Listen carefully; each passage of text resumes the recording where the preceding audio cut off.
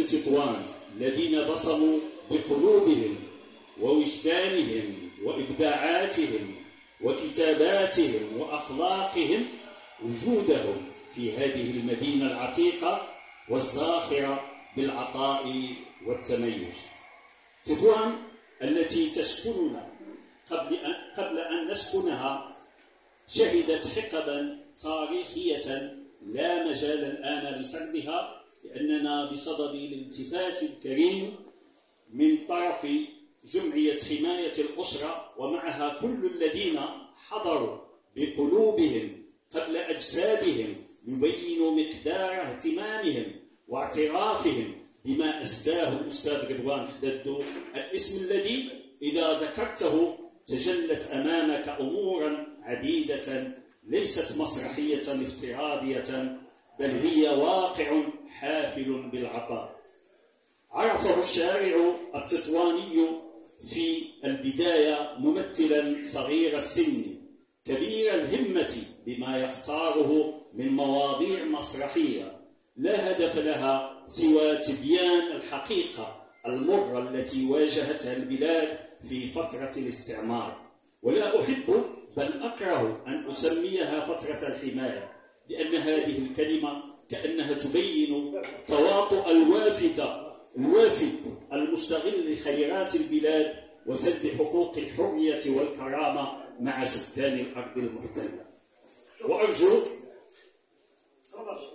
وأرجو أن يحكي لنا مشكورا بل أن يشخص ما حدث وتعرض له وفرقته من مراقبة ومنع، لكونه سيعرض ذلك على شكل مسرحية مرفوعة الستار واضحة كالنهار، حيث إنها عالمه الزاخر بالإثارة والتشويق.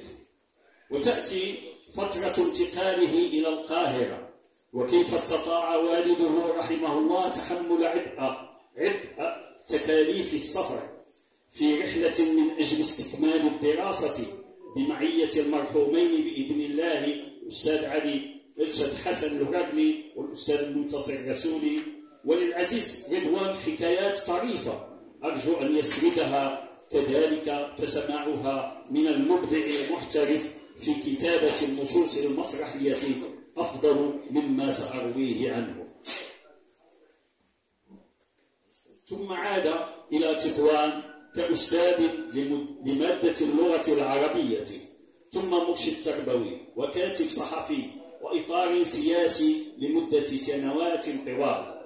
وكان شغله الشاغل هو المسرح وكتابة المسرحيات، وكيف لا، والمسرح أحد الوسائل التي تسعى إلى تقويم المجتمع بواسطة تنمية الفرد وتلقينه القيم والثقافة. وقد حكى لي مفتش الحزب الذي ترشح بعده بأنه كان ينظر إلى من حوله في الحزب كأنهم شخوص تؤدي دورها في المسرحية.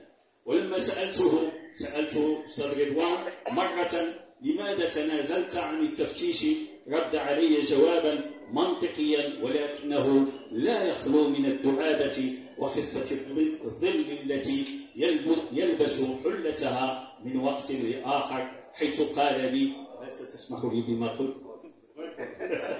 اعتزلت قبل أن تكتب كلمة ارحل على اللوحات.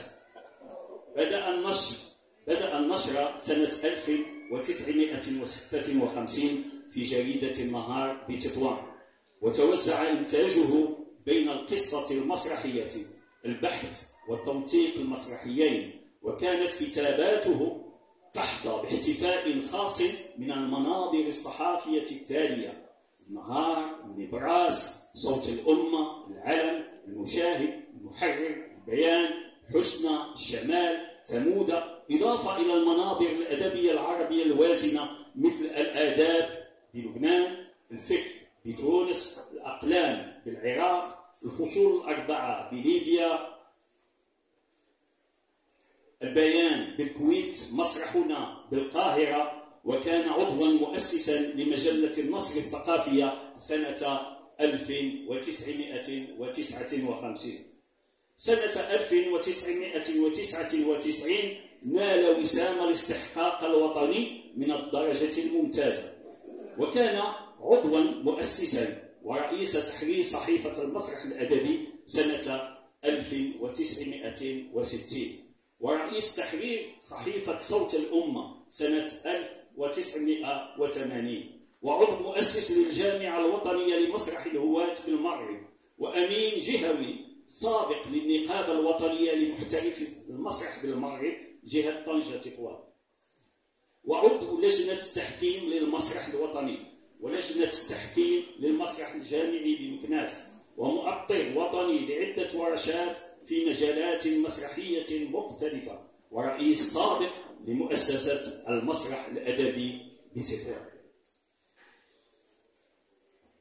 وإليكم بعضا من مؤلفاته: مسرح عبد الخالق طريس، كتابات على جدران منسية، الحركة المسرحية بطنجة، ثريا حسن، رائدة مسرحية من شموخ، محمد الدحروش، مسيرة مسرحية متوهجة، محمد النشناش، الظل الآخر، ثم مسرحية الدم، نص الأرض والزيتون، مسرحية في انتظار زمن الجنون، مسرحية أهل المدينة الفاضلة، نص مضى ولم يمضي، مسرحية البحث عن متغير، نص الحافلة رقم 3، نص طارق الذي لم يعبر، نص المتنبي يخطئ زمنه، مسرحية الباب والرأس، نص ترينا والملك الصغير، مسرحية المشاء أو الأراجيح تحلق عاديا.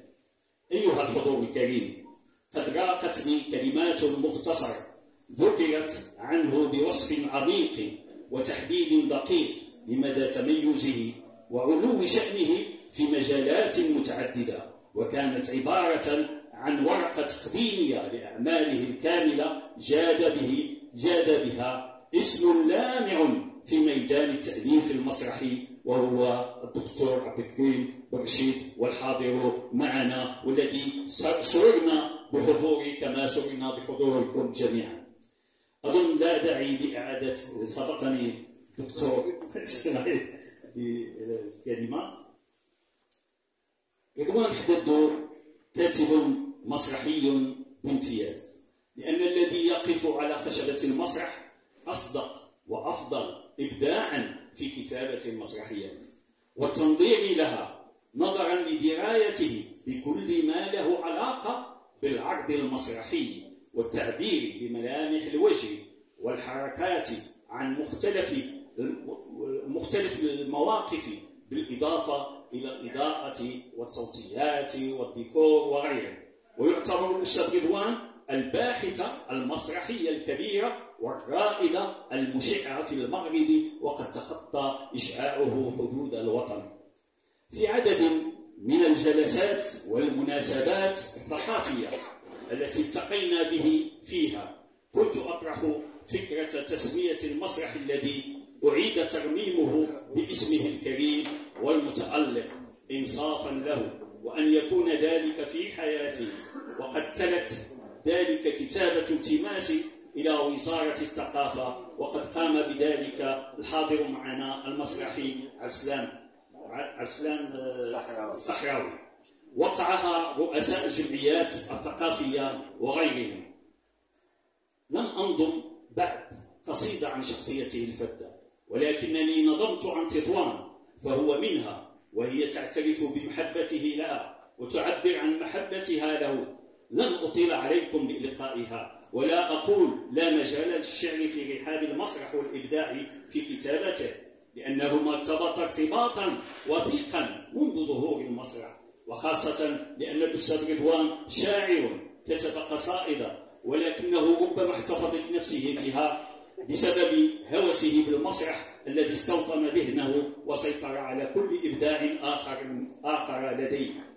الأديب رضوان قبل أن تربطني به الثقافة والإبداع هو ابن خالة والدتي رحمه الله. لطالما افتخرت به لما كنت صغيرا حين مشاهدته في شاشة التلفزة، وما زلت كذلك. وما قد لا يعرفه البعض عنه، هو لديه صوت شجي في أداء الأمداح النبوية من همزية وغيرها.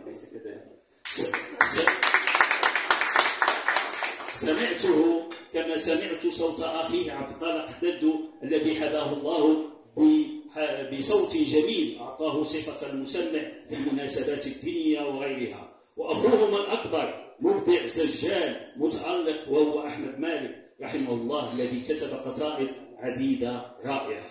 عزيزي رضوان، ما ذكرته هو غيض من فيض، مراعيا عدم الإطالة، ولو أن الإطالة في الحديث عن سيرتك الذاتية والمسرحية يحلو فيها الإنصات ويروق فيها التشويق. إن مسيرتك الإبداعية سيسجلها التاريخ بمداد الفخر والاعتزاز. تقبل مني كل مشاعر المحبة والتقدير، وأدعو لك بالصحة والسعادة والمزيد من الإبداع المعتبر وطول العمر. شكرا لكم على حسن إصغائكم.